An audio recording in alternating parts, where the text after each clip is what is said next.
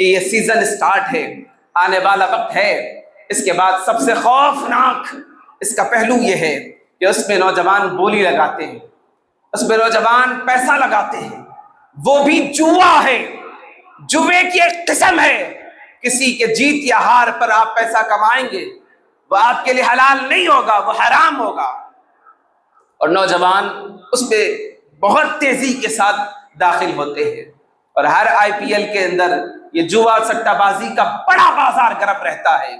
نوجوانوں سمجھو، اپنی ذمہ داریوں کو احساس میں لائے۔ ایک تو ہمارے علم سے دوری، اور دوسرا ہمارا وقت کا ضیاع کرنا اور بے روی کا ہم ایسا نمونہ دنیا کے سامنے پیش کر رہے ہیں کہ ہمارا مقصد صرف یہی ہو کے رہ گیا ہے، اور سارا سب کچھ زور ہم نے آئی پی ایل کے دیکھنے پر لگا دیا ہے۔ اسلام فزیکل ایکٹیویٹی کے خلاف نہیں ہے، اسلام آپ کے فزیکل ایکٹیو رہنے پر خاص توجہ دلاتا ہے۔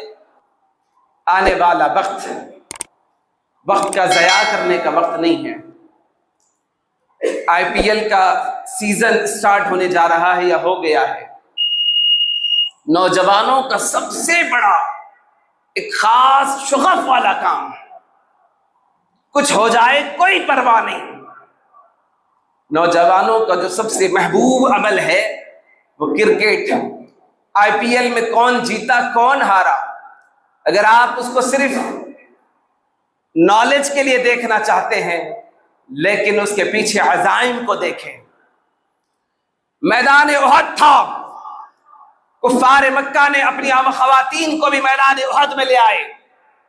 جب ایک ایک صحابی کی شہادت ہوتی تو خواتین اپنے ان لوگوں کو ورغلاتی آگے بڑھو، اگر تم فاتح بنو گے تو ہم تمہارے لیے ہیں، اگر تم ناکام ہو جاتے ہو تو پھر ہم کبھی تمہیں حاصل کرنے نہیں دیں گے۔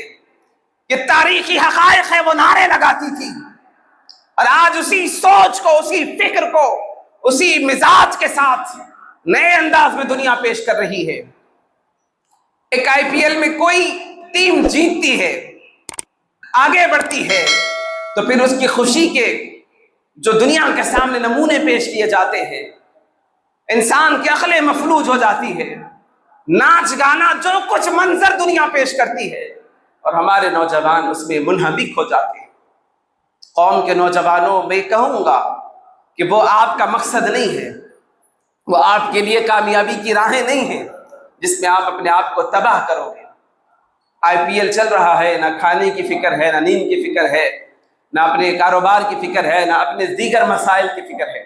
یہ نوجوانوں کا محبوب عمل، میں اس پر توجہ اس لیے دلا رہا ہوں کہ یہ سیزن سٹارٹ ہے، آنے والا وقت ہے۔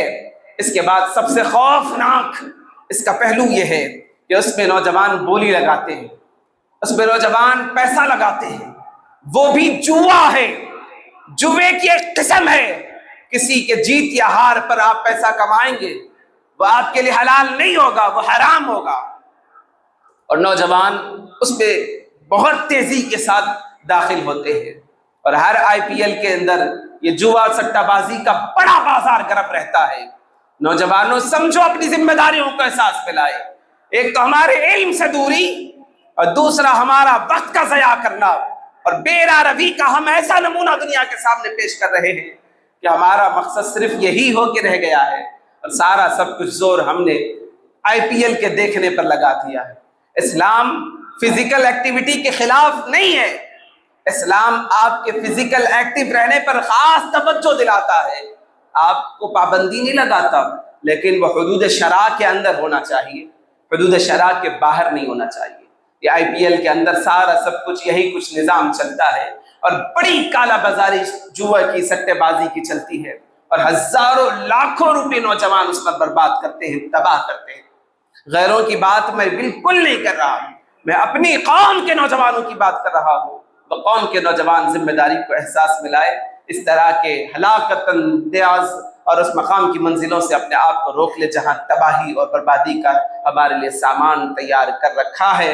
اور آئی پی ایل کے اندر جس طرح کا ناچ گانا اور جس طرح سے خواتین کا جو کچھ منظر برہنہ انداز میں دنیا کے سامنے پیش کیا جاتا ہے، احد کے میدان میں کفار مکہ کی جو سازشیں تھیں اور آج اسی طرح سے ہم پر بھی وہی مسلط کیا جا رہا ہے، اور ہماری قوم کے نوجوان اسی ناچ گانے میں اپنے آپ کو مصروف کر کر اپنی آخرت اور اپنی دنیا کو تباہ کر رہے ہیں۔ تو کوشش کریں کہ اس طرح کے معاملات سے اپنے آپ کو بچائیں۔